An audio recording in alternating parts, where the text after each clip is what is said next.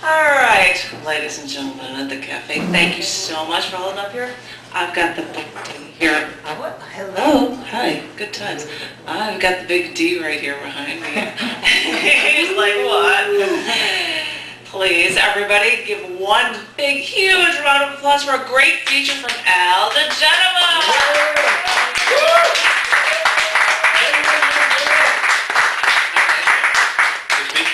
I've never been called the big D. All right, there we go.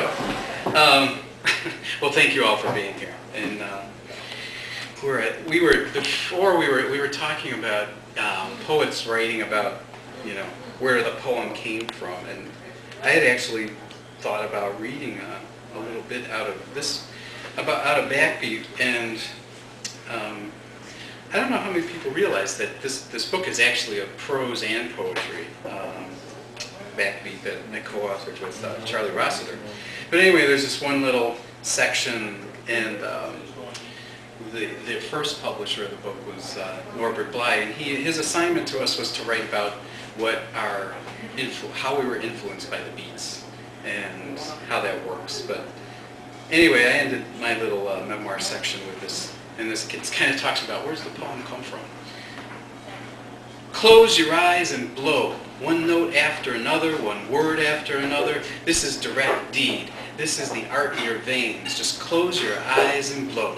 I write because I have to. I play saxophone because I have to. I love because I have to. I cry because I have to. And so the poems come whispering in my ear, sliding through the keys of my horn, tripping me in the dark, splashing like waves against my skinny dipping ass.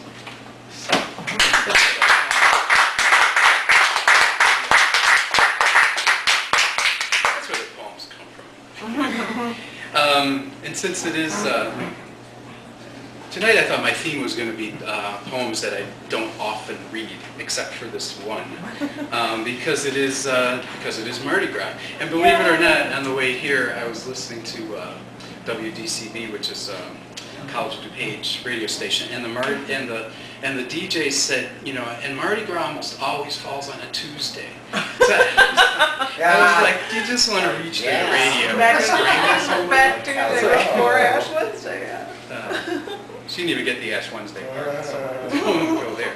But anyway, this poem, my New Orleans poem, and there's actually I have two sons now who play piano, so they have to decide who this poem is about. But the older one is actually down in New Orleans tonight, probably being overserved. Anyway, do you know what it means to miss New Orleans? Downstairs, my son plays boogie woogie, Professor Longhair, Dr. John, New Orleans style stride piano. It is Mardi Gras week. He's practicing for those Fat Tuesday parties. His foot stomps on the floor, vibrates through the wall and up to my desk. My head sways in time to the rhythmic pulsing of his left hand. The dizzying parade of his right sends serious thought into a funky pirouette. Puts a smile on my face, a reminder of that old bouncing gait, of Bloody Marys and hurricanes mixed with rum and trumpets and street dancers with bottle cap taps on their shoes. A reminder of what this kind of blues can do to a dad who knows his son knows nothing of Lenten sadness, only the joy of dancing. A dad who knows his own success through the songs his son chooses to play. Big Chief, Staggerly, Tipitina, Laissez le bon temps rouler.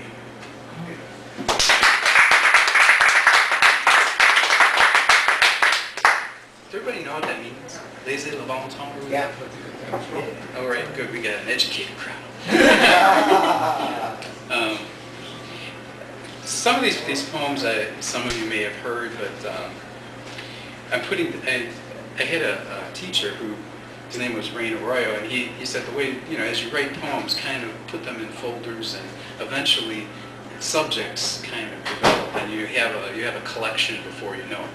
So right now I've got kind of two collections growing. One of them, I thought it would be like taboo poems, and then I started thinking maybe this is just like women unknown. I don't know which way to go with it, but and then the other one I'll talk to a little bit later is like travel poems.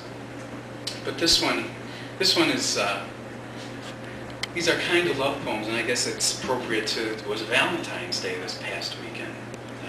This one's called Red, and it starts with an epigraph from Anne Sexton, one of Anne Sexton's poems, Menstruation at 40. It's a warm room, the place of the blood. Leave the door open on its hinges. Red. Again, as always, the blood metaphor. Woman, alive and bleeding, you share the goddess cycle this month. I am covered in your blood. Bloody penis, bloody pubis, the sheets are screaming, the walls are reeling. We spill ourselves, our insides out, and into the animals in us roar the primordial roar. Louder, louder, our apocalyptic clock. You are bleeding once more, the drop of red on the bathroom floor.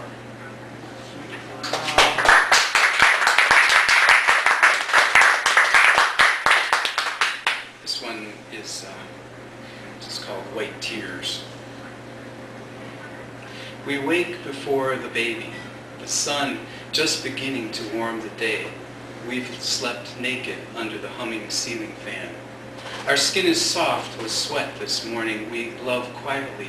Your breasts are full, white drops whispering from red and tender pores. Your nipples hard, the milk streams gently, pools in that fragrant crease where I rest my head. I taste the tears of the goddess, white blue, warm and sweet.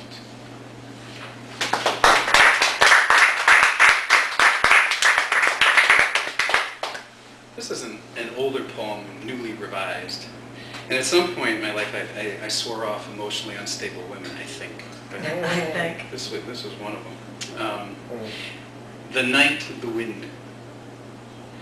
The night the wind left you on my doorstep, drenched, shivering with rain and tears, you carried a small brown paper bag stuffed with toothbrush, underwear, white silk nightgown, hasty luggage, narrow escape, night flight from a hospital. Prison, you called it, where they put you because you bought a dog, and maybe a dog was a crazy friend to make at this precarious point in your life.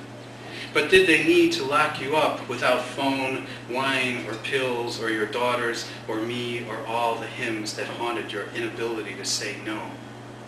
The night the wind carried you through my door, you stood in the middle of my living room, alone, you stripped naked, your wet clothes in a pile at your feet. You let the nightgown cascade over you, arms above your head, as if standing in a waterfall, as if you might be cleansed by white silk. Did you know I watched from the doorway? Did you feel my gasp? The wind taking away my breath, my courage.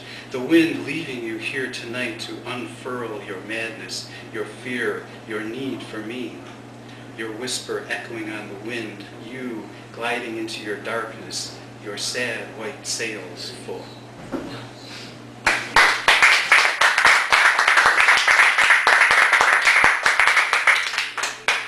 Just on the love poem note, I just, my wife read this and she read it to me. She was reading it in the paper or something. Napoleon had just won some battle and he wrote a letter home to Josephine and said, "I'm on my way home, don't bathe." So, this is called Getting to Know You. Bathe? Oh please, no. Let me hold your toes against my nose and learn the paths you've walked. Let me lick your armpits, the creases under your breasts, to taste the heat of your day. Let me hold your fingers to my lips and share the sticky sauces that flavor your laugh. Bathe, if you must, but save the bathwater for me.